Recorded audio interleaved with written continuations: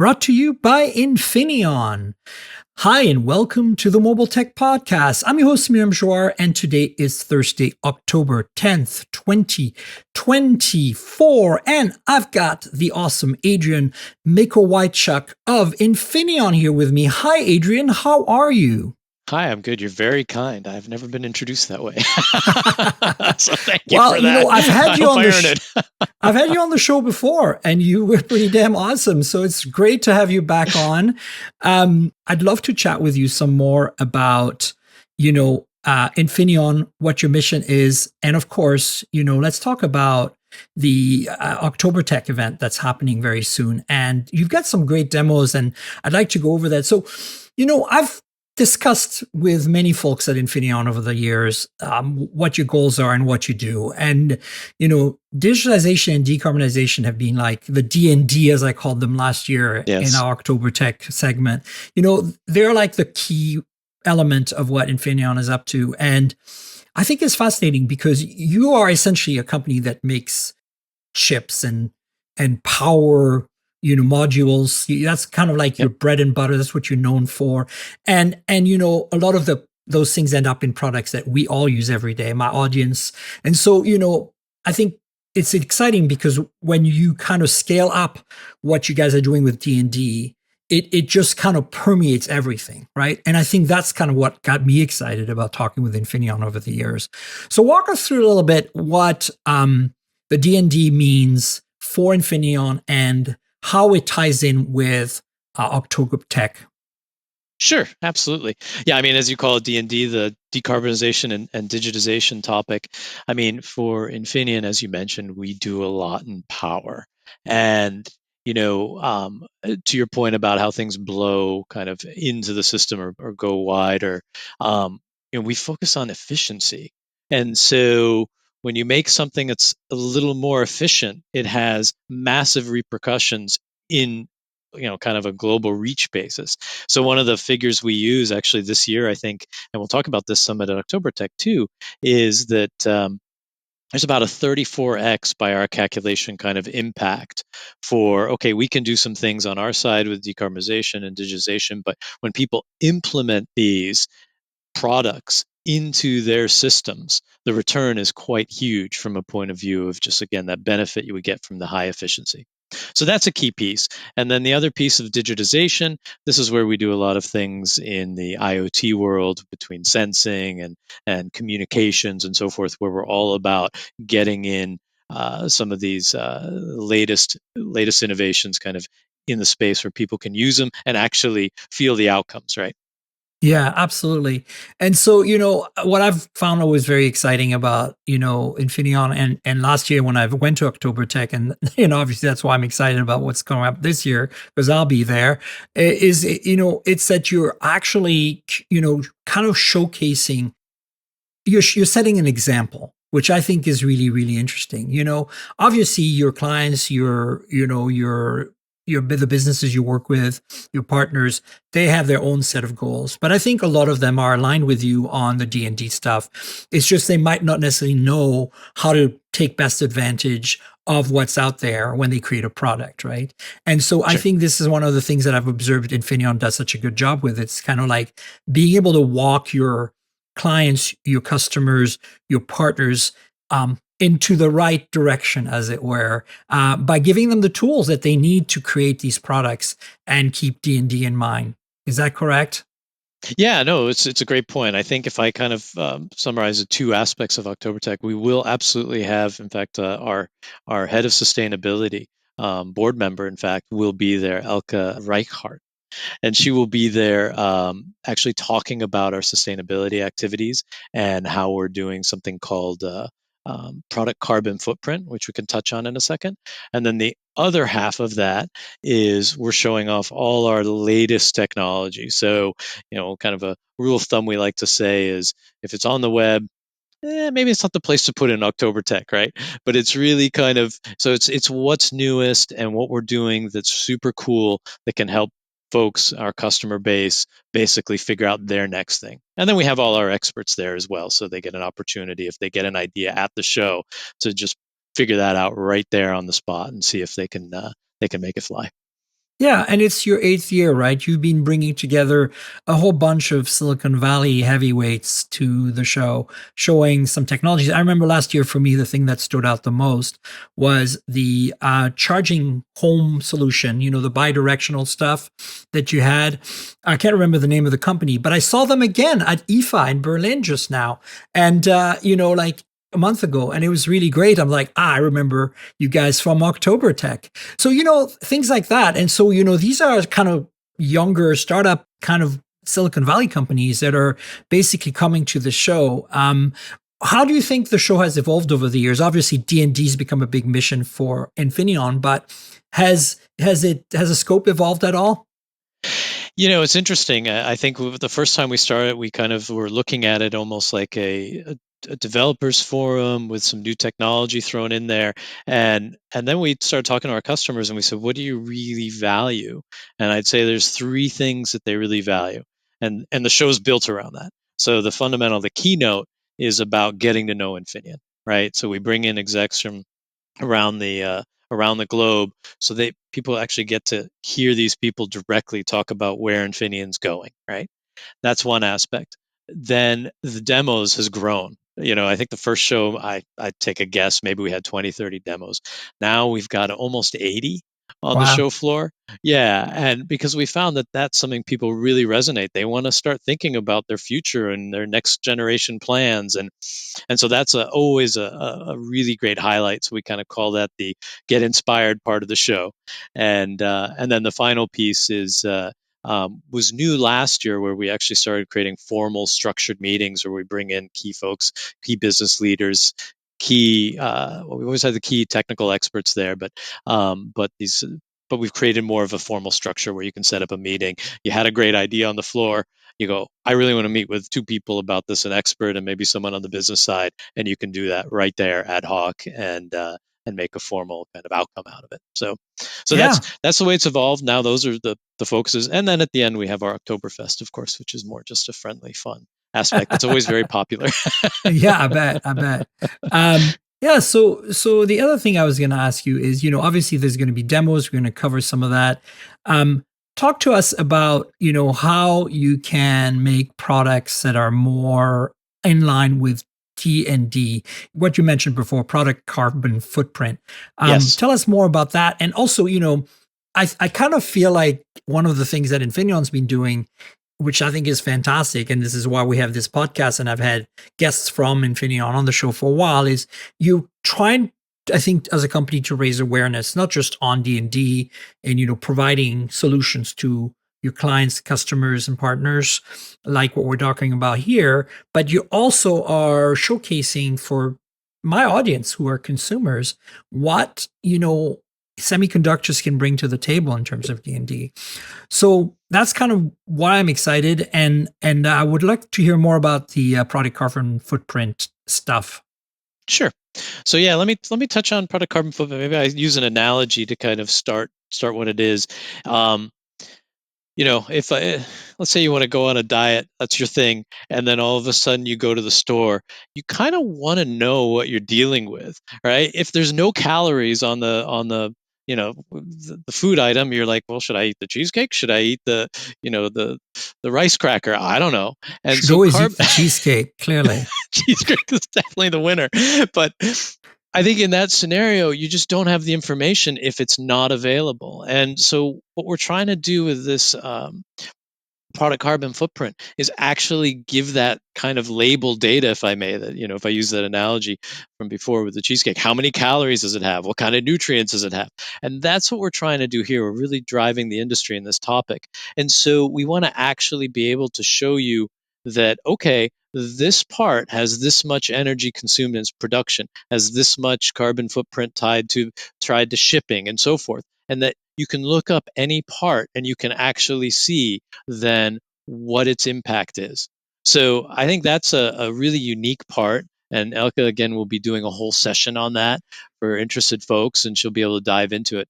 And yeah, in fact, we've already launched it on the website, so it's available there and you can find it. Do you think it's possible that in the future we're going to get to a place where a consumer will be able to, probably especially in the EU, where I can see them, putting standards around that, where you buy like a pair of earbuds, and on the back there's literally like the nutritional info of it, of how green it actually is. Of course, Apple's been talking about like the Apple Watches, the newest one, are completely carbon neutral, which is really crazy to me. Like, just Yep. as an engineer trying to wrap my head around that, it's like, wow. My point is, do you think we're going to get to that? Do you think that some of the things you're doing here are going to maybe incentivize your partners, clients, the companies you work with, to kind of line up in one direction around that? I mean, I think historically, I would say it would have been impossible because going through the chain, I mean, to do that in the end, you have to know all the pieces, right? So Infineon's an early part of the process. We're in the semiconductor side. So by us enabling that, then it becomes the next level that can enable it from their side and so forth. So 100%, I think that over the long haul, you'll be able to actually look and as you said, you'll be able to get that kind of label data, and you can make a decision based on that. So it's a key step, and what we're doing is a key kind of first step to achieving that. So Fantastic. Yes. So let's dive into some of the demos. Okay. Yes. Let's jump to that. There's like a few demos that you stood out. You sent me a list so that everybody knows what's going on, and I think I picked. There's so much good stuff in here. Like, I think I picked 5, but I think there are 3 that you told me about that were amazing. There's a CGM solution that also measures lactate, which I think for some athletes and people who work out a lot is going to be a really great solution. There is a induction stovetop that uses voice controls and has touch controls that are impervious to water droplets. We've seen that on smartphone screens, but it's the first time I've heard of it on an appliance. Of course, power is your thing. So driving the power electronics for an induction cooktop would, for me, be the first company I would talk to. Would be Infineon if I was a manufacturer. And then the final one is related to gaming. You're showcasing a game control that basically has very few moving parts, and all of the actual contacts and electronic sensing is done with either capacitive touch or using a 3D Hall effect. So tell us a little bit about each of these demos. Let's start with the CGM lactate sensing. It sounds like it's a much smaller and potentially more affordable solution that you bring to the table here. Yeah, so I think that's a really kind of fascinating topic. So I think for the audience, there's the 2 aspects. For those who aren't familiar with CGM, that's continuous glucose monitoring and then continuous lactate monitoring. The two things we'll be showing at OktoberTech. And the way I'd summarize those for folks is continuous glucose monitoring is about monitoring how diet impacts your health span and your physiology. And then the lactate monitoring is really about fitness. So how do you respond to exercise? So you've got diet and exercise kind of wrapped up into this sensor technology. And then, yes, as you say, for athletics, that becomes a big deal, right? Olympians try to track their lactate. They prick their ear in the middle of a run. I touched my headset here, but that's part of the problem with an athlete too. They're out there trying to ride a bike or run, and they're trying to prick their ear to get a measurement of lactate. Solution, yeah. It's hard.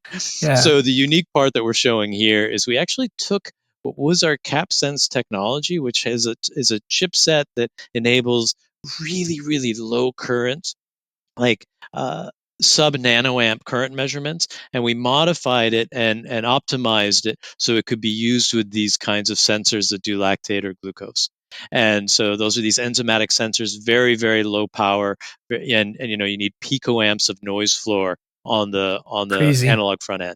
And we've implemented those, and that's what we're showing with a partner who's doing the lactate sensing. And it's the first time anyone's ever done that continuously. So we'll have people walking around the floor able to show you their glucose and lactate at the same time. Super cool. All right, next demo is the induction cooktop with voice control, Wi-Fi connectivity, like the whole shebang. And I think, it's easy to roll your eyes around appliances that are connected because everything is these days.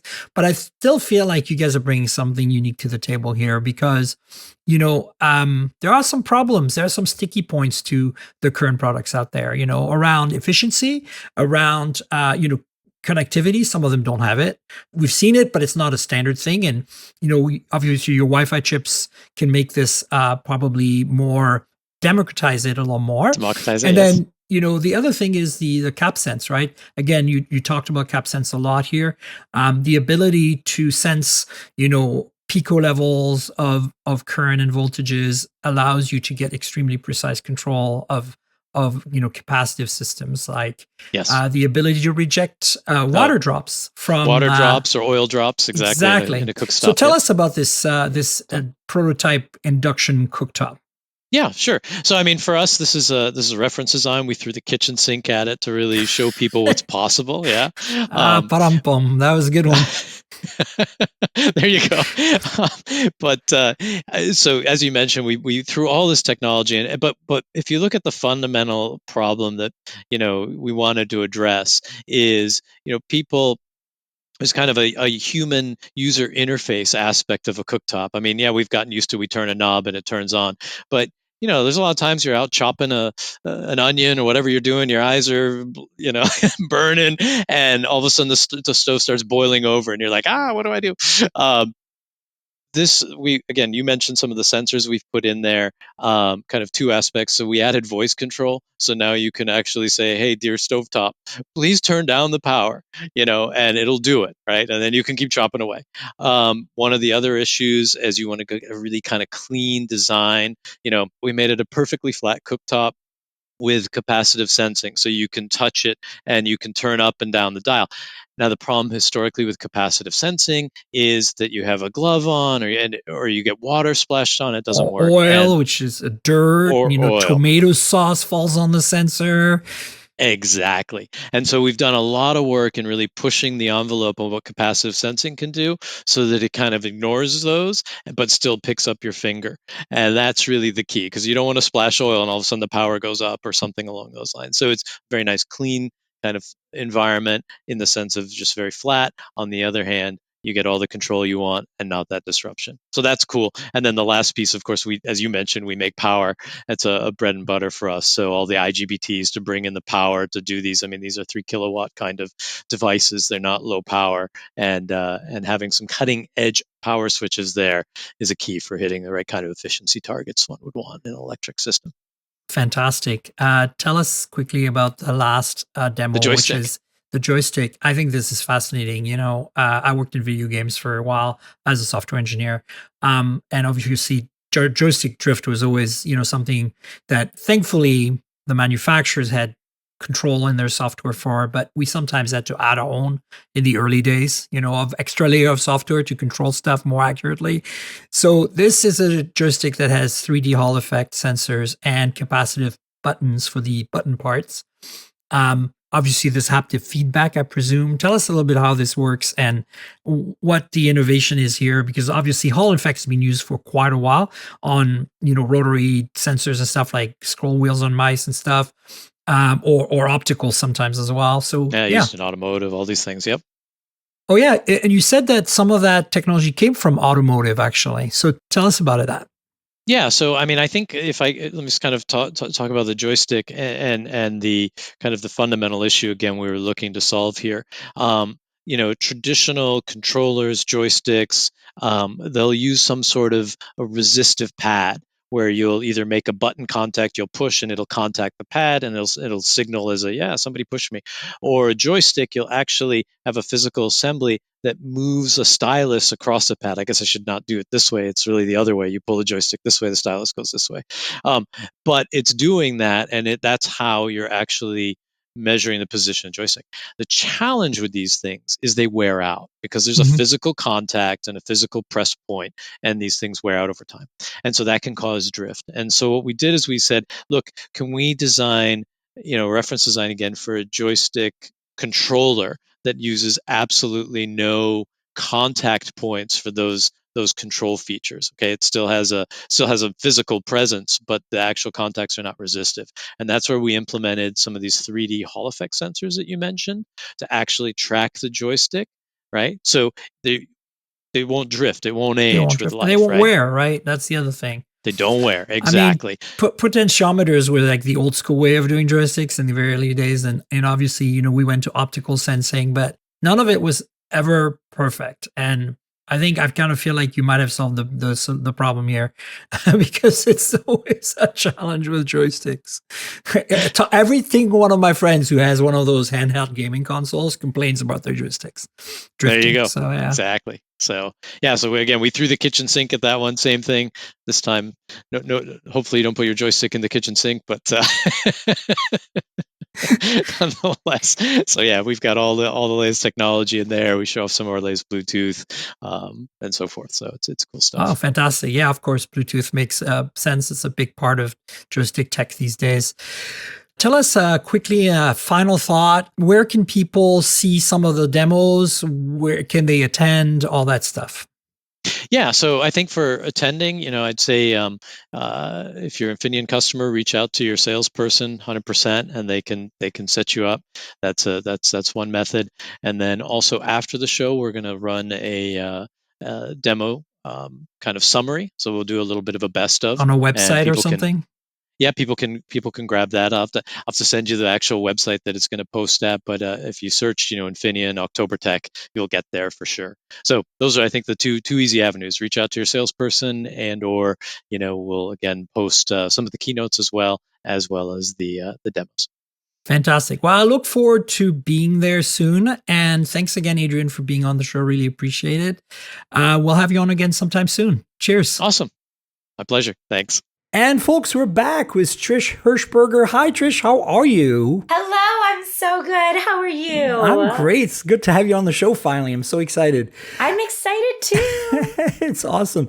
So listen, you and I have been talking about some of the devices we are really excited about. And, there's so much news on this show and not too much this week. So I was like, why don't we do an episode where we talk about some of the things that stood out in the last 2-3 months for us? Because there's so much to talk about. Like recapping a year is not going to happen. It's not the end of the year. Anyway, we're at the edge of a cliff right now with an incredible amount of new phones. I'm really worried about my sanity. I don't know about you, but like, right? Yeah, well, I mean, I feel for friends of mine like yourself that, are trying really to cover most phones and devices that come out because there's just so much out there right now. It's pretty bad.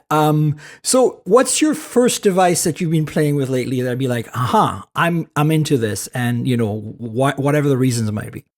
Well, I've got a few of them right now, but I would say the first one that I want to shout out is the Google Pixel 9 Pro XL. Yep. Is the new phone I've now been using for, I want to say maybe 2 to 3 weeks. I've had it. Nice. So there it it hasn't is. been. Yay! So is that the Fold or the XL That's the that Fold. you have there? That's you the have Fold. the Fold. I have the XL. I have the XL. Yeah, you've got the XL. I've got the XL somewhere in a drawer. I this year decided to go Fold all the way for myself. Okay, wait. I wanna hear about that No. decision. What made you decide all Fold? Okay, well, it's a long story. I want to hear your story about the 9 because I those two phones to me are kind of interchangeable. It's kind of weird to say that because the price is different and of course the experience is different. But I've been a Pro user all this time. So I did Nexus and went on to Pixel. I've used the big phones every time. So obviously, I'd love to hear your reasons why why you're excited about this phone, because maybe you're not a Pixel user from day one like me. Oh, I am. I've been Team Pixel for a long time. I'm Team Android, Team Pixel, all the way. And I do also like the bigger phones. I like having the bigger screen, but interestingly enough, have not made the leap to the foldable phones. I don't know if it's because I feel like they're just a bit too thick in the pocket. I don't know. But I'm also not really a tablet user. So having something that kind of hybrids as my phone and my tablet isn't a need that I need to fulfill. I like to walk around with my gaming laptop and my phone. Those are my two devices that are on me like all the time. Gaming laptop, phone. And so the Pixel 9 Pro XL has been really doing it for me in terms of all the content I capture on the go.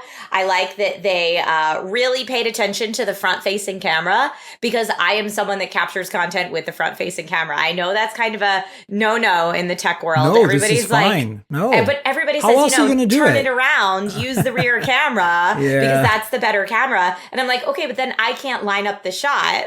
And my photography skills are not great enough to just point and click and hope that it gets the composition I want it to get. Like I need to, you need to find the angles, you need to figure out what you want the shot to look like. And so I do appreciate that about the folds, that you can do that rear view, that director's view on the foldable devices. But yeah, I haven't made the leap to the foldables. You, I think, are exactly where I was at a year ago.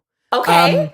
So it might come. And also it's interesting because my two things I carry the slimmest, lightest, most powerful, best battery life device I can carry, which for me right now is a MacBook Air. And I carry it's the most powerful Android phone I can. And I don't use tablets either. So we have so many parallels. The big difference is that while I worked in video games for 20 years, mostly consoles, and not portables because that's a while back. But I don't game much, and not because I don't like it. If I got down that rabbit hole, I would. Like I already don't have enough time, but if I went down the gaming rabbit hole, I'd be screwed. Oh, so, Miriam, there's so many games out right now too. You would be done. So I have decided to watch from a distance and enjoy. I watch a lot of gaming stuff on YouTube, and I really love it. But it's not like so I don't need a gaming laptop. So obviously but I understand the appeal and need for gaming laptops. So kudos to you for having that combo, because I can kind of relate, except for me, it's more about like being able to be on the go and do anything on like, a machine that's ultra versatile. And it's not just, Mac. I mean, I love Mac OS because it's close to Unix and Unix, Linux, all that stuff. For me, I've kind of grew up with that stuff. So I love it. Having a command line and doing weird stuff randomly. Like the other day, people like, why is it that when I download a zip file from Apple Press Room or whatever, the media site, it's a zip file, and then I undo the zip and I try to and I pull the JPEG out and I put it in like a giant folder full of like my desktop or something, and I can't find it because it's not dated the same as the zip file I just downloaded. Yeah, because they created the file 2 weeks ago. So you know what I do? I just go in the command line and I touch the file, which is a command that just resets the date and time. And so then I can find it because it's today's date and time. Like it's going to be at the top of my list. So stuff like that. I'm a total nerd. So anyway, all this to say that I do use Windows. Now that Windows has a lot of the Unix, Linux extensions and stuff that you can add. But, we'll talk about one of my favorite Windows laptops in a bit. I think that might be a good thing. But 9 Pro XL. Yes. You are talking about the front camera. Of course, it's great because they've really improved it this year. But how do you feel about the rest of the phone? Obviously, you've been using Pixels for a while. So you kind of are like me. You love the experience, right? You love the software. Yes. You love but is there something that you feel they've nailed even better? I think to me, the hardware this year all around is just outstanding. It's like a step up. It's like, you remember when we went to the 6 series and everything just like, wow, we were just kind of blown away, right? Like finally a Pixel that's like competitive, and then except for maybe the processor and the heat and stuff, and that's still a bit of an issue, I think. I mean, it's better, but it's not where they shine. But at the same time, I feel like the hardware is great. Do you feel that way too? Do you love the cameras as well in the rear? Do you use them for content capture at all? I definitely do. And I've been playing around with them a lot more. And I think some of the AI features that they continue adding into the photography and videography experience are really nice. I was just at a spooky Halloween skeleton, like late night light up thing. And I was able to capture some cool videos using Video Night Sight, for example. And the video looked really good, and I could eliminate background noise, and I could do all that on my phone, which, it doesn't compare to being able to do it in a major editing program. Right. However, to do it on the go for social media is really quite nice to have it there in the moment. So I've been really enjoying it. As far as like the power for games, it's been better than I anticipated. I feel like usually the Pixel is not like the number one on the market if we're going to talk about mobile gaming, but it's been pretty great. And also, we've had you mentioned the heat concerns. We've had thermal concerns with the Pixel line in the past, of course. And it's over 100 degrees right now where I live in Southern California. But so far, I have not experienced the same thermal issues that I have on previous Pixels. So I'm excited to see that. Yeah, it's better, right? It's better. So far. We'll see what happens. I haven't taken it on a full beach day yet or anything like that, but we'll see how it does. Fantastic. Yeah, so I can relate to a lot of what you're talking about. I feel like for me, I started with the 9 Pro XL. I got that first because they had fewer of the Pixel foldy phones to send out this year, the PR folks. So they gave me the kind of early access, not early, but not under embargo, but right after they launched them kind of access. And so I played with that for a while and I was like, okay, so this is coming from an 8 Pro where I was, it was like, okay, this is an update. I like it. I dig it. I've talked about this on the show before. I feel like my only gripes with this phone, as you talked about, the thermals, the processor, all that stuff is real. And I really hope like maybe next year with the G5 or whatever, when Google's kind of slowly tearing themselves away from the Samsung dependency with their own chips completely from scratch and TSMC manufactures them instead, that we're going to see like some maybe more parity with the competition. But the experience balances it out so well. And now that they've nailed the hardware, now that the hardware is just like, oh my God, it's so good, right? I'm like, okay, so we're in business. And I was hesitant by the hardware originally. Like I love the new visor, but I'm a bit annoyed, and this is happening in China too with Chinese phones. I'm a bit annoyed that every phone is looking like an iPhone from the front. I was gonna say that. Like, and when I first saw the renders and the leaks of the Pixel, I was like, well, you gotta be kidding me. Come on, no. Like I want something that looks different, but I guess that's where everybody wants to be. I don't know. I don't know. I don't know. I used to be a no case ever kind of gal. I used to just wing it with no case because I like the look of the phones themselves. But lately I've started using a phone case that has just enough room in it for my ID and my credit card. Oh, cool. Look at that. And so I keep that in my phone. And then I have like a little, not a lanyard, but like a little piece of jewelry almost that I wear on the side that can hold this. And then I can leave my house without a purse. And it's delightful. So I've started doing that. But now that I put the case on it, it kind of doesn't look like an iPhone anymore. You know what I mean? Like now it's got more rounded edges and looks more similar to the Pixel 8 Pro. Yeah. For those of you on Patreon watching the video version, you can see what Trish was doing there. It's pretty cool. That's a very, very nice case. I love it. Oh, look at that. We're getting a demo. Hand model. Slides out and you put it has enough room for exactly 2 cards. Sweet. And then you slide it right back. But I like it because it doesn't have like a zipper or, some of those like purse phone cases that are out now. They're too bulky. I don't like them. I still want to be able to throw it in a pocket. Do you use wireless charging? Because obviously that's going to be a problem now, right? No, I do. I use wireless charging all the time. And as long as I don't have cards in it, it still is fine. It still charges. It still charges just fine. Yep. Right on. Well, good. So, I think you can't go wrong with this phone. If you're coming from any Android or Pixel, I think that like this is the first year where I can literally tell people, maybe you shouldn't buy a Galaxy. Like in the past, I was like, there are some things that Samsung does better. Maybe not. Maybe coming from Samsung, you're used to that One UI, which I don't like, that One UI experience. Yeah. That's what I was going to say. I don't care for One UI and I can't live without call screening. So that takes Samsung out for me. This is a journalist thing, like call screening, the wait and the hold for me stuff. And like, when you run a business, unfortunately, phone calls are still a thing. And you still end up having to call the bank or do whatever. And you're on hold or whatever. And these things just make such a difference, right?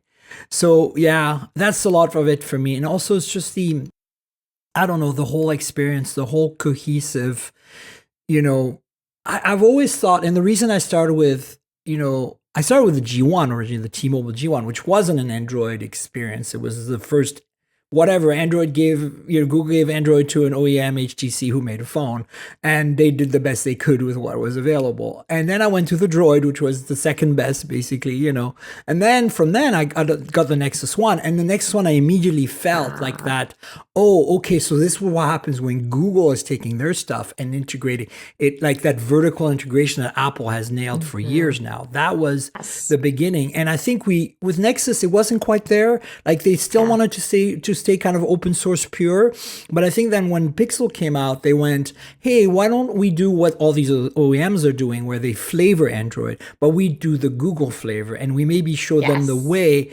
We've shown them the way how to do good software and good hardware together. Let's show them the way on how to do a good experience on top of that hardware and software. Yes. And I feel like nobody's managed to follow suit. And I think that's why I'm like, I sometimes feel like it's Stockholm syndrome. I'm like a Pixel gal forever, right? Like I have to stick with Pixel. I'm like, I'm happy. They treat me well. I'm good, but yeah, it's tough because sometimes, I see a lot of hardware from China. I review a lot of Chinese phones. I'm like, whoa, like some of the hardware is just exquisite. But then this, the software varies quite wildly. It's gotten way better in China too. Like there used to be a time when Oppo and Vivo and Xiaomi weren't like very palatable in terms of OS experience. And now you're like, I can pick one up and feel like, okay, I could live with this, Well, and Miriam, I always love chatting with you about this too, because I don't get hands-on a lot of the more international devices. I really only get to see the flagships that are popular here in the US. Right. So hearing your opinion on the Xiaomi phones and the phones that I don't get to see is really cool. So you said the software has been getting to be much a more better. premium experience. Okay. Yeah, it's really good actually. I think the problem is that they try to copy the iPhone too much. Like so because in China there is the iPhone is really big and obviously slightly changed from what we experience because there's a lot more control from the Chinese government. Apple gives them a lot of control. Sure. So there are some things they don't get access to, but like some apps and some services obviously. But then at the same time, like how one of the things on the iPhone that, since iPhone 10 is that if you swipe from the top left, you get notifications. Top right, you get the control center, right? So they do that on Chinese phones, on Android. And in fact, there is rumors that Google's going to make that the default. And of course, on Pixels and stuff, we'll get an option to turn that off for a few years until people get used to it. In the same way as now everybody's on gestures, and Apple really kind of started that with iPhone 10, right? Like it took me a long time to switch to gestures. I was hardcore on my arrows, and like to me, arrow on the left, like the Samsung arrow on the right. Like it's another reason I've always been cranky about Samsung. Like little things, right? Like arrow on the right. Why? Yes. Yeah. So so I think we'll see, but there's rumors that they're going to change that, and I hate the idea because to me it's like the beauty of being able to swipe from the top, no matter where, and get both my quick settings and my notifications is kind of like what I want. But I'd love to see something like those AI notification summaries that Apple introduced in Google, in Pixel, because then imagine I could pull down my shade and I get just the basic quick settings and then the basic notification summaries on one screen. No scrolling. That's kind of where my holy grail would be. But I don't want them separate. I don't want to have to like worry about, like the other thing that a lot of Chinese phones do is if you want to swipe away a notification, you can't do it from the left or the right. It's either the left or the right, depending on the OS. And it's just like, what the hell were you thinking? And I'm like you're breaking Android, you're breaking my user like bad patterns, That also really plays into when you have a larger phone like the Fold or like the Pro XL and you have small hands. I don't want to have to think about which side of the top I'm swiping from. Right. You know what I mean? Like my thumb only reaches the one side if I'm holding the phone. So, I will see how it goes. But these are the things I see with Chinese phones that, and of course, then Samsung's doing kind of their own thing. I'm not a big fan of One UI, but at least it's closer to Android, like the Pixel Android. In terms of like if you turn on gestures and everything, the notifications still work the same way. The quick settings look different, but they're mostly the same. So I don't know. I feel like it's been comfortable for me to be in Pixel land. So that brings me to kind of what I was going to tell you about how I got into the foldable stuff. Yeah. So immediately I was attracted by the flip style foldable. Like as soon as Samsung did their thing, I was like, Moto did their thing first with the first Razr, which was kind of flawed. But I was like, oh, that's cool. But they kind of broke the internet with that one. Kind of like the original Fold, book style from Samsung also broke the internet because it didn't work very well. So anyway, let's ignore those two because they're kind of beta products in my mind. But like I think that the flip that Samsung did during COVID, like first year 2020, was like, oh wow, okay, this is where we're going, cool. And I was on board right away. Because I like the idea of like, you have something compact, you have it in your pocket, maybe it's a little thicker, but it just, protects the screen and then you open it up and it's really cool. And the user experience is not really that different. Like, what I'm saying? You get benefits from the camera folding, being its own tripod, as you said, like selfies, but because you have that small screen you can see. But overall, the big, once you open it up, it's just a normal phone. Like there's nothing, you don't have to think about multitasking, about splitting the screen, about doing kind of weird gymnastics to run multiple apps, right? So then the Fold came out, the Fold 2 from Samsung, and I actually bought one and returned it because I was like, I might want to do this. And I tried it and I was just, I think what Samsung kind of rooted for me because of the form factor, the tall and skinny thing, the front screen not being really usable in that sense. And then when I opened it, I was like, what do I do with this? I have a giant canvas. Great. It looks good. Oh my, the screen's amazing. But half of the apps would not load properly. Like I have to rotate the phone around. And then, like the multitasking has always been, even though it's been on normal non-folding phones from Samsung, it's been super difficult to remember how to do it. Like, Samsung complexity for the sake of complexity sometimes is what I feel like their into whole One UI experience is like. And it's gotten better to be fair, but I think that it's still quite a little cumbersome to do multitasking on a Samsung phone, no matter whether it's fold or not. Yeah. So I was kind of like, I get it. And all, Michael Fisher, all my friends who are really gung-ho, they're like, Marian, come on, when are you going to make the jump? Like, this is the future. And I'm like, I get it, but I'm not there. I can't. And then the OnePlus Open happened last year. And it wasn't the first Chinese folding phones that I experienced, like book style. It was the first available that I knew would work properly, be supported properly by the carriers.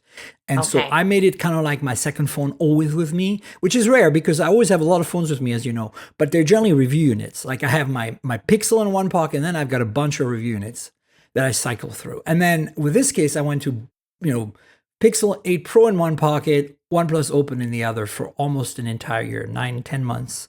And I was literally switching between them. Anytime I had to be super productive, it was the Fold that came out. And every time I had to be like just casual or photography or, all the stuff I can do on my own SIM, like text messaging, all that stuff that needs to happen on my own SIM, it was the Pixel. And it was a good life. But then I was like, what if I could have both, Trish? What if I could have both? Come on.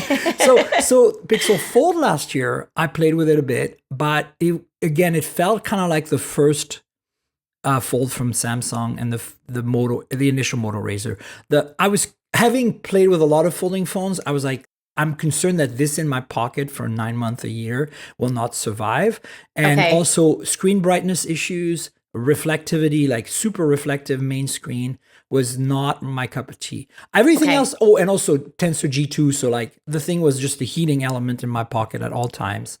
Like I went to South Korea for the Samsung Fold 5 and Flip 5 launch. Yes. And I had the Pixel Fold, the original, with me. And that was like the phone I was like, I'm going to review this phone. And I thought it was going to explode in my hand. It was so hot. No, like it's 100 degrees out. It's 110, whatever. And humid as F, right? Because it's like, it's I was Korea. there. I was there for that launch. So imagine I'm holding this thing and it's literally warmer than the air. And I'm like, when is the battery going to give up and just go poof in my hand? Like it was brutal. And I was like, I get it's an exceptional situation, but I didn't feel confident this phone would last. I loved it though. I was like, this is it. I love it. The form factor, I really like the Passport. But then the Open came along and I was like, aha, so this is how you make a folding phone that is actually for Miriam. And so I love that thing. And I've always been a big fan of OnePlus. I love their phones. If I had to go, like the only time I went away from Pixel was with a OnePlus 8 Pro because it was the first OnePlus with wireless charging.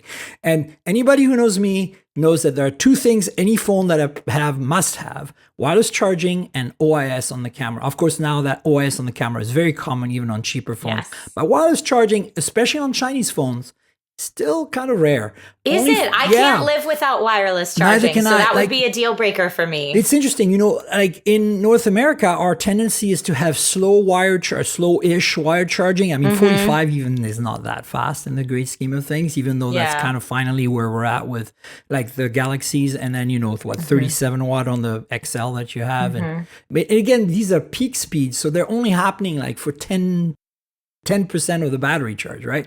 Whereas like the Chinese are doing 100 watts on all their flagships now, standard. And it's continuous 100 watt. Like you charge them 20 minutes, you're done. 18 minutes, you're done. 0 to 100.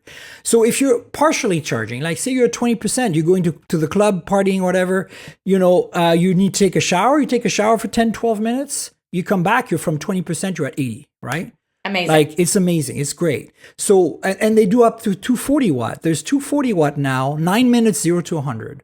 Wow. Yeah. And the phone doesn't even get hot.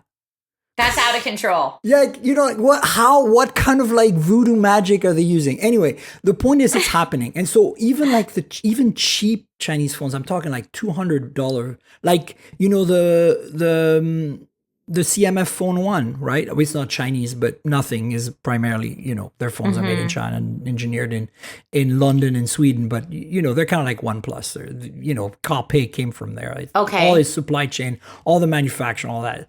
And so, that phone isn't very fast. I think but like isn't very fast. Are you ready? 33 watts.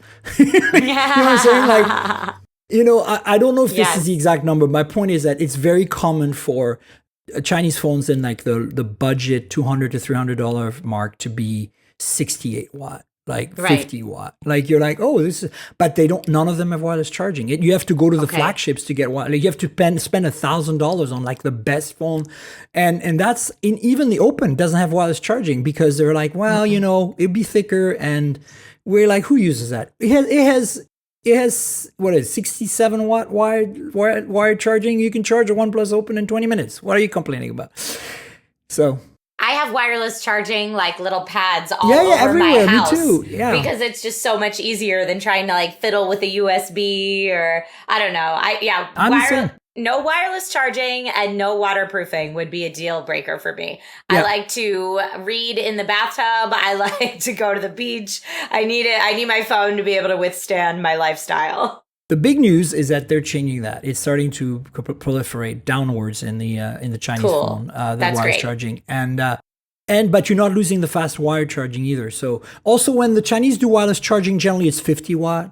They don't like wireless. So like you need a special pad, but like the pad has a fan built in and they just like, that's the problem. I have a whole bunch of pads all over the house. And like on my desk here, I have a Pixel pad, but on my, behind me over there and on that shelf, I have a OnePlus pad, and the OnePlus pad does 50 watt wireless. But only on Oppo, OnePlus, any VOOC device, right? So that has wireless charging. So, and then I have a Xiaomi pad somewhere but it only does fast charging on the Xiaomi. It works on slow charging, like 15 watt Qi everywhere.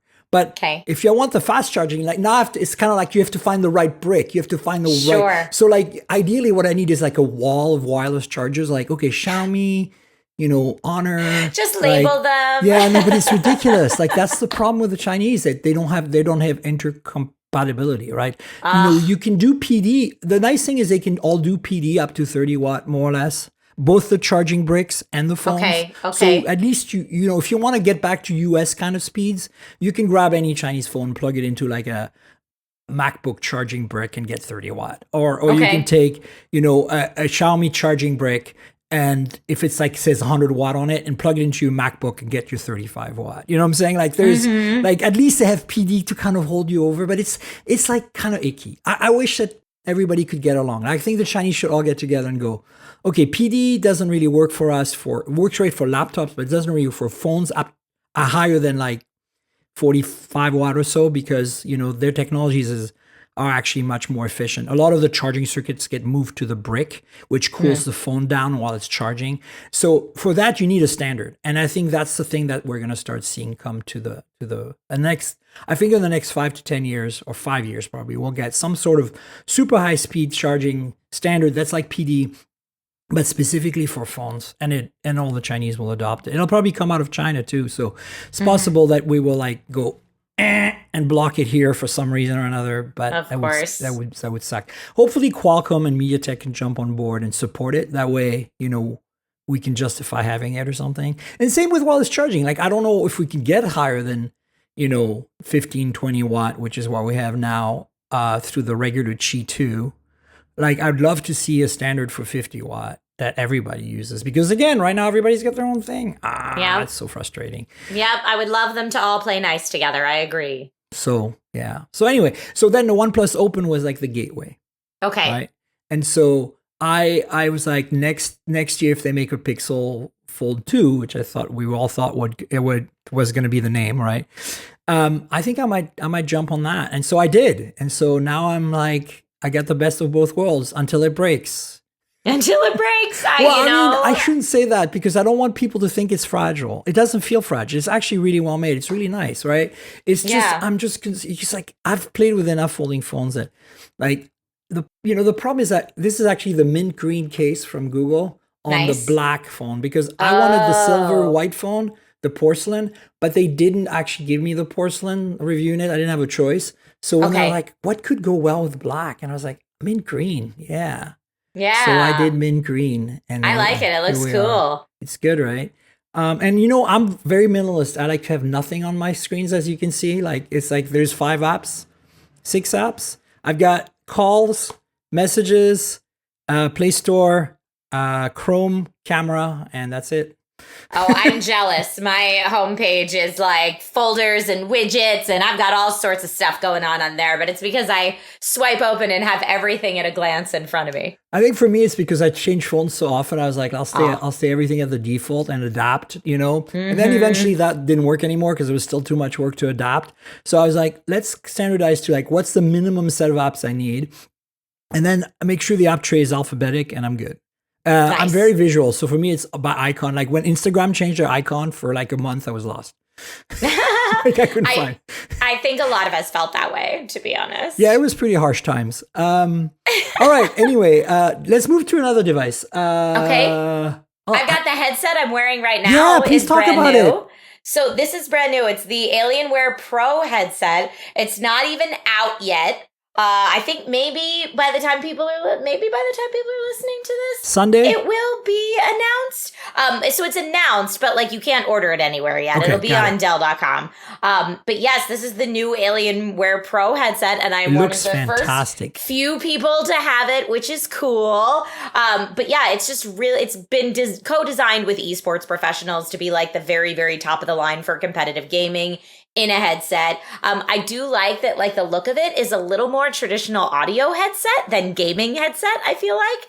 And it does have a detachable mic if you want to use the mic, with 2 mic noise cancellation. So it's like everything is top of the line. They've got 50 millimeter graphene coated drivers. They've got tri-mode connectivity. They're super comfortable. They look great on you too. Yeah, they're nice, right? The last headset I had from Alienware was a tri-mode connectivity that also had active noise cancellation. But they were a little big for my head.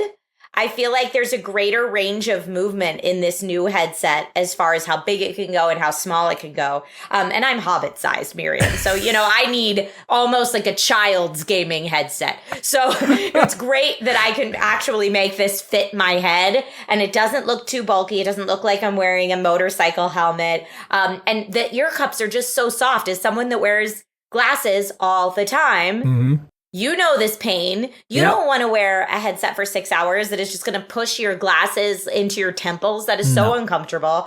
But really just how comfortable this headset is. And I've only had a couple chances to mess around with the active noise cancellation, but so far really good. My only gripe, if I had to give a gripe about this headset, is that the ear cups don't rotate all the way flat. Oh, okay. So I can't slide the headset as easily into a bag to take it with me, say on an airplane or something.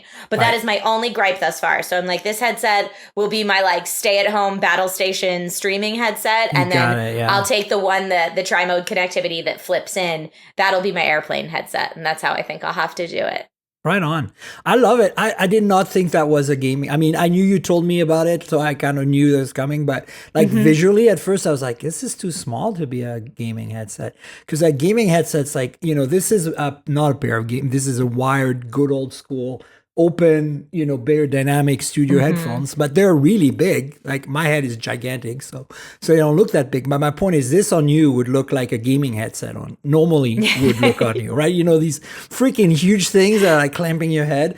Yes. Yeah. So this is great. And of course, if you want to take it on a plane, it has ANC and all that stuff, right? Oh, yes. It has ANC. And I mean, when I say like my biggest favorite point about these is the tri-mode connectivity. So it comes with a wireless dongle. It also has Bluetooth connectivity, and you can do it wired. Of course. So at home, I use the wireless dongle in my at-home desktop. For like the lowest latency possible, right? Right. And then I Bluetooth when I'm on the go, like when I'm my gaming laptop, or even if I'm, using a Nintendo Switch or something like that on an airplane, Bluetooth on the go. And then wired, the only time I ever really wired it is if I have no other option, or maybe it's like, you're watching a movie on the back of the airplane seat in front of you and they have a 3.5 millimeter jack. Like sometimes you need that. Also, my son is 7 and like his kid's tablet doesn't have Bluetooth connectivity. So there have been times where he has forgotten his headset and he has like a little dude headset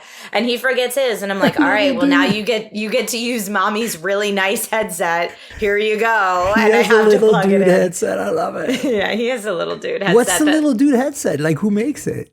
J-Lab has a whole line called J-Buddies. I think I've seen them. Yeah. Yeah, the J-Buddies headsets are specifically made so when they fold up and unfold, they can't pinch little fingers. Like the hinges are specifically non-pinching, and they're decibel limiting. Yeah, so the kids can't accidentally, hurt themselves, blow out their eardrums. Yeah, you don't want that. Trying to listen too loud. But yeah, J-Buddies makes great ones for kids, and they're very affordable too. You have me also confused by which tablet doesn't have Bluetooth. The Kindle Fire tablets, or I guess they're just called the Fire tablets now. Oh, wow. They have kids' no Bluetooth. Fire tablets don't usually. The kids' ones. Okay, got it. Yeah, it's the kids' Fire tablets don't typically offer Bluetooth. I'm like second guessing. I'm like, do the latest generation of them do? But usually when you go from like the kids' Fire tablet to the kids' Fire Tablet Pro, the difference is in your RAM and your internal storage, not in other features, from what I've seen over the years. Right, makes sense. But yeah, we do a Fire tablet for my son because the parental dashboard, the Amazon parental dashboard, is like a micromanager's dream. So any parent that really wants to have full control over what and when your children can access, that Amazon parent dashboard is amazing. That's awesome. Yeah. Cool. Well, so what else did you look at recently? Oh man, so much stuff. I mean, the thing is, I always give my audience like a little itty bit of something, when I've got it. Like the latest phones I played with are from Xiaomi, the 14T Pro and the Xiaomi Mix Flip. And I've already talked about those on previous podcasts. So I'm kind of going back to the list I gave you are the things that really stood out for me. So for you it's a 9 Pro XL, but I think to me the 9 Pro Fold, they're just as good. Like I think if you don't want the folding phone, the XL is, or the small one for that matter, if you don't want something more size friendly, those you can't go wrong. And I think the drawback of having this fold here is that you lose some of the camera quality, but it's very minor. Like I think it's in low light, you notice it with the telephoto. And maybe the ultra wide also. Like low light, ultra wide, and telephoto just don't live up to. But they're similar to the Pixel 8a, which is fine. Like it's still way better than many thanks, right? Yeah. So those two have obviously been high on my list of like, happiness. I'm trying to think. Most recently, I just got to play with the Xreal Beam Pro with the Xreal Air 2 How AR was that? glasses. I haven't tried those yet.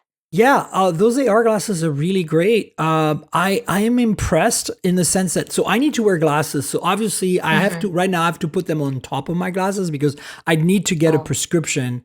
There is a little insert, you can send it in to get, to get fitted with your prescription. And That's cool. It's about $250. The glasses are about $400 and something. So it gets a little expensive there, but I haven't done it simply because I want to know that I'm going to commit to an ecosystem so I can continue using the same prescription insert in multiple products, right? So we'll see how that goes. But right now I'm a little like, I don't want to spend that kind of money on a review unit that I'm not sure I'm going to use. But putting them on top, I have to say the clarity is incredible. The brightness is solid. I haven't tried Vision Pro really, so I don't know, but it seems to me that it could handily compete with it in terms of just display quality.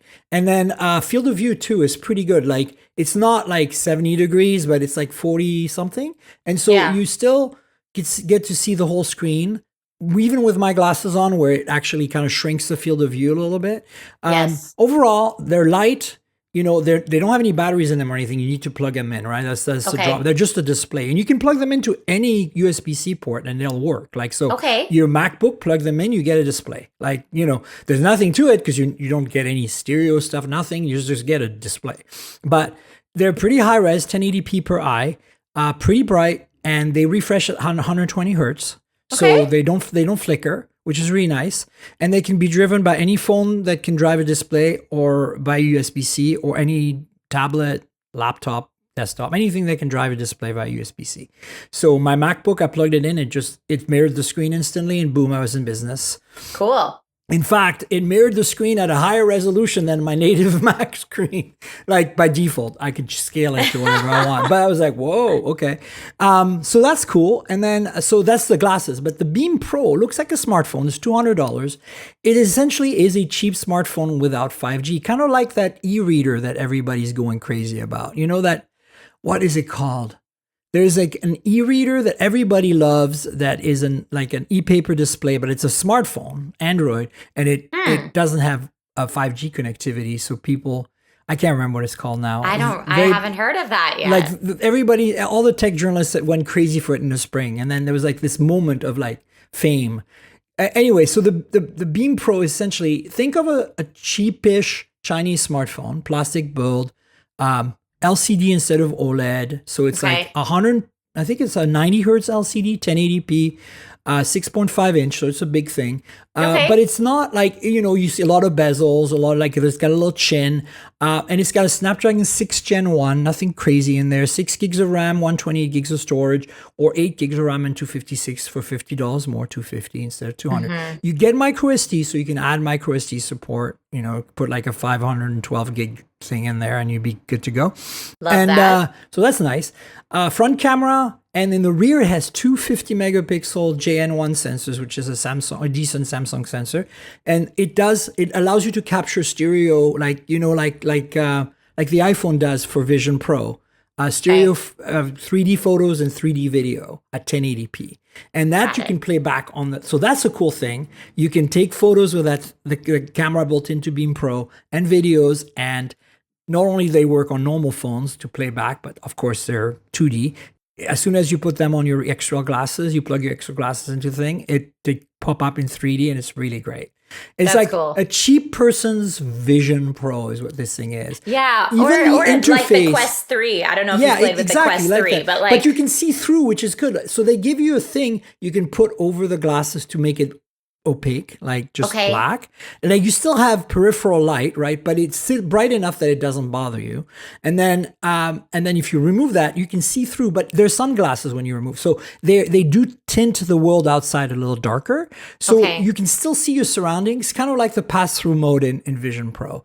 And it's really cool for $400 for the glasses, $200-ish for the Beam Pro. You don't need the Beam Pro, but ideally if you want to have that interface where the launcher, where it shows you all your Android apps, like your Netflix and your YouTube and stuff, and then you can use the Beam Pro as a remote. It has like the screen becomes a touchpad, and it has like inertial, like it knows where your hand is. So your cursor in the glasses show you what you're selecting, and you tap on the screen to select. Nice. So when you plug the glasses in, it turns into a different UI in the glasses, and the Beam Pro becomes a remote. When you unplug it, it's just an Android phone, and you can use it for doing these 3D photos, right, and videos, which is cool. And all that for $200. And here's a killer. It has two USB-C ports. One for charging and one for the glasses. Wait, let's hear it for that. So you don't have to worry about, like, if you run out of battery, it's got like a 4,300 milliamp hour battery or something that charges at like 30 watt. But if you want to run out of batteries and you want a bigger pack attached to it, you can tape a big pack to the back of it or something. And then you're in business like for an entire flight or something, right? Because the glasses aren't powered, they need juice. So obviously, if you're using the thing to play back Netflix, this thing has a remote on it. So the screen is on the Beam Pro. The screen is on the glasses. You're probably going to go through that battery in maybe 5 hours or something. So if you want an external battery, you can still plug it in. Very clever. And honestly, I think that for first gen, like the glasses are not, but for that product that has the camera, acts as an Android device. The nice thing about it acting as an Android device is that you can configure all the apps. Like you can log into your Netflix. You can set up your favorite streaming you can install your clients for all the different streaming services, like you can put your favorite chat app on there, and it's all done like a normal Android phone. So you don't have to do it all on the glasses. But then as soon as you plug it in, all those apps are available on the glasses. So now you can have, your Twitch stream. You can have, and you can use the keyboard on the Beam Pro to type and message your friends while you're watching on the glasses, the stream. Cool. Like stuff That's like awesome. that. So it's very cool. And your phone is still in your pocket doing something else. Nice. So you're not wasting your phone's battery. I really think they're onto something. I just wish that I didn't have to like get the prescription insert, because Yes. I feel like that's kind of a must-have if you want the best experience. And I'm not sure I'm willing to spend $259 in taxes to get my prescription filled for a pair of glasses that costs $450 that is already on a year old, so it's probably going to get updated, and hopefully they keep the same inserts, but I don't know if they will, and then if I spend that kind of money, then I'm kind of stuck with Nreal. If I'm like, I feel like I need to stay with them, and that's going to be the big problem with AR glasses. I think we're getting close to getting something really exciting, especially with Meta last week, right? The Orion stuff we talked about on the show like 2 weeks ago, whenever it was. Like, I think we're getting but we are all going to have this major issue that accessibility is going to be a big problem for these devices, because anybody can pick up a phone like the CMF Phone 1, the best $200 phone I've ever used. Amazing. The only thing it's missing is NFC, which, because it's not for the US market, but like, it's incredible. It's like better than like, it's all, in terms of specs, it's about the same as an iPhone 16. Like, Wow. Like, Okay. like, wow. And like, it's incredible. And then, but at the same time, like, you can pick that up for $200 and use it, right? But you cannot pick up these glasses without, this is not a solution to glasses. Like, No, it's and not. So then 200, like, if it was $50 to get your prescription filled, I'd be like, okay, that can, you spend $400 Right. on the glasses, $50 more, it's manageable, maybe $100 even, but $259 plus tax, like, come on, and I know, it's not Xreal's fault. Like, this is the whole optical industry of, like they need to make their money. I get it, but it's just like, what the industry needs to do, in the same way as we were talking about standardizing fast wireless charging and standardizing fast wire charging on phones, I think the industry needs to come together and say, let's make an insert that's universal for all AR glasses going forward, that everybody adopts, Apple, Google, everyone. Because, and I don't know if this is something the EU can regulate, but this is kind of, I hate government regulation, and I hate when, innovation is stifled by regulation, but at the same time, there are times when this needs to happen. Right. Yeah. I mean, I'm kind of in the same boat with the Meta Ray-Bans. I don't know if I want to order a prescription pair or not. I mean, I like them, but again, I've maybe used them half a dozen to a dozen times in the review unit that was sent to me. I don't know if that's worth me spending hundreds of dollars to get a prescription version. Exactly. I don't know. But I need to see. I can't really see otherwise.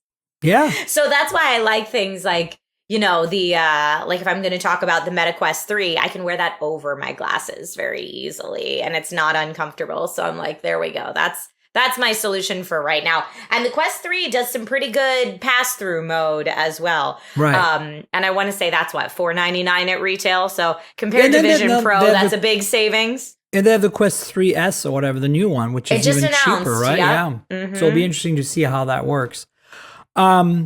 Yeah, so look, I think this is one of those surprise. Like, I've took a while for me to get a review unit. I pestered them quite a while, and they finally sent me the stuff. And thanks for doing that, Ralph at Xreal. Appreciate you. But I'm just saying, like, it was one of those, like, if I could get over this prescription problem, I would like say 100% this is the way to go. Okay. The Beam Pro unit needs to be more powerful, I think, because Snapdragon 6 Gen 1 like gets a little sluggish at times. Maybe they can make software for your smartphone. Like maybe they can make an adapter box that your smartphone plugs into, or magnetically plugs into your MagSafe in the back. Like if you have a MagSafe case, that for us Android people, that has an app running on the phone, gives you the extra battery life of the MagSafe in the back, and lets the glasses connect directly to the little puck, so that you free up your USB port on your phone. You know what I'm saying? Like, imagine some kind of extra hardware that costs like $100 that has a battery in it, that has a USB-C connector for the glasses, and that then it's running on software on your Pixel. Now, it doesn't, it removes the whole benefit of having the Pixel as in your pocket as a separate device, but then you have the horsepower of the Pixel or the Galaxy S24 or whatever you're using that's more powerful than this Beam Pro 6th Gen 1 thing, right? Like, I think that would be kind of like another thing that they need to look into. And also it would reduce the price of entry, because the glasses are already $450. Then you have the prescription, then you have the Beam. But I like the idea that also you can use the touchscreen. So I don't know, something like that they need to figure out. But it sounds like it's a very cool idea, and hopefully we'll see what it, snowballs into. Like, if it was a case, grows. Like even a case you slide your Pixel into, like it plugs into the USB-C port and has 2 more USB-C ports on the back, gives it a little bit of thickness, and then now you're in business, something like, I don't know. Ralph, Xreal, you guys are on it. I know you are. Listen, we need to wrap up. Look at us. We've talked about a few things. It's fine. Like, this is the whole point of this. I'm really glad we talked about the Pixels, because we really haven't had a chance to talk about some of the more intricate little details. And I haven't talked about the Pixels with a Pixel fan. Oh, I will always be your go-to Pixel fan. I love the Pixel user experience. I love the simplicity. I love some of the features like we were talking about, call screening and stuff like that. And that's what I use every day as my daily driver. So sometimes I will carry around another review device, but the Pixel is my go-to. That's what my SIM card's in. That's awesome. Well, listen, thanks so much for being on the show. Do you want to tell folks where they can find you on the internet, your various social media handle, where your content is found? I know you have a Twitch that's very popular and other things, so please share that with us. Yeah, so on Twitch and YouTube, I'm just my name, Trisha Hershberger. And then on all the other socials, I'm that girl Trish, but there's no I in the girl. So it's just that GRL Trish, which is very confusing. But way back in the day when I first signed up to get a Twitter handle, that girl Trish spelled correctly was taken, and Trisha Hershberger was too long and wouldn't fit. So that GRL Trish is what we landed on, and that's what it is across Instagram, Twitter, all the other good stuff. But honestly, I'm most prolific on Twitch and probably Instagram nowadays. I still upload in all the places, but there's no real consistency there. Yeah. Twitch is the consistent place. Honestly, most of the content that I find is me working as an on-camera presenter and host for other brands. And so, you'll often find me working with Intel or Amazon or Nintendo. If you tune into one of their events, I just might be the presenter that day. You'll see. That's right. Yeah, and you know where to find me, folks. I'm at TankGirl, TNKGRL, like the comic book character. Just drop all the vowels and you got my handle. It's basically easy. That's the same on Twitter, on Threads, on Insta, on Blue Sky, on Mastodon, on everything. So find me there and find Trish and let us know what you think of the show, what you think of the devices, if you have any comments, all that stuff. Please chime in. We'd love to hear you talk about that with us. And then, the podcast lives at mobiletechpodcast.com on all the major platforms. So please subscribe and tell your friends about it. If you're here for the first time, welcome. And YouTube is youtube.com/mobiletechpodcast. There's a bunch of videos there. It's there, and you know how YouTube works. So like, subscribe, tell your friends, click the bell, comment about these podcasts as well if you want to get my attention. That's totally fine. And if you want to help me out financially, there's a Patreon, patreon.com/TankGirl. That's patreon.com/TNKGRL, just like my media handle for social media.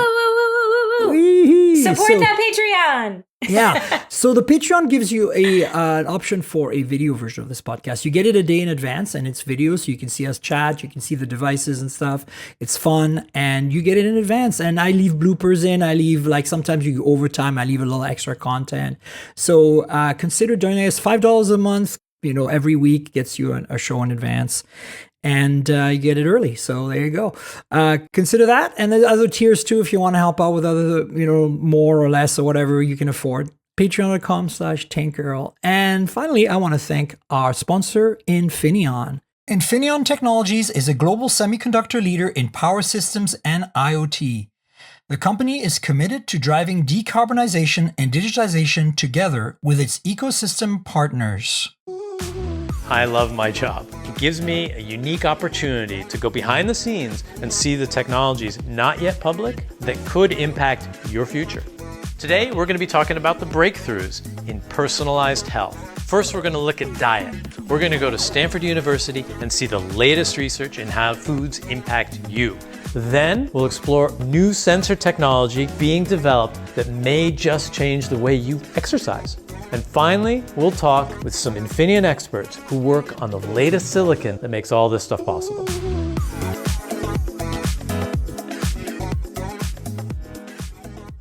And Trish, thanks so much for being on the show. So nice to have you finally. Thank you for having me. This has been such a delightful chat, Miriam. You're the best. I know, it's so great. I love it. We nerded out. It was awesome.